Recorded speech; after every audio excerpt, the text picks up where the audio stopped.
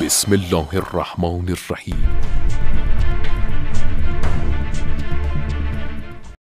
अस्सलामु अलैकुम वरहमतुल्लाह। वज़ू और गुस्ल दो अलग अलग चीज़ें हैं।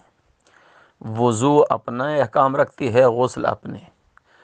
गुस्ल से पहले वज़ू की ज़रूरत नहीं है, लेकिन हाँ वो चंद चीज़ें मुस्तहब हैं जो गुस्ल में भी मुस्तहब हैं, वज़ू में भी। यही कि गुस्ल करने से पहले आदमी कुल्ली कर ले, नाक में पानी डाल ले, ये मुस्तहबात में से है, लेकिन इसको वज़ू नहीं कहते।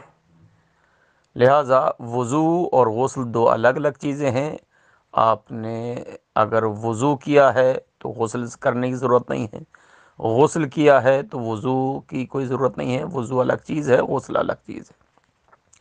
लिहाजा किसी भी गुस्ल से पहले किसी भी वज़ू की ज़रूरत नहीं है, और गुस्ल करने के बाद अगर ये गुस्ल वाजिब था या गुस्ल जुमा था तो फिर इन गुस्लों के बाद जब तक कोई ऐसा काम न करें जिससे वज़ू टूटती है, जैसे पेशाब पखाना वगैरह जिनसे वज़ू टूट जाती है, री का खारिज होना, सो जाना, इन तरह की चीज़ें, तो तब तक यही गुस्ल काफ़ी है और फिर किसी वज़ू की भी ज़रूरत नहीं है। आप इसी गुस्ल से नमाज भी पढ़ सकते हैं, कुरान को भी छू सकते हैं और बाकी काम।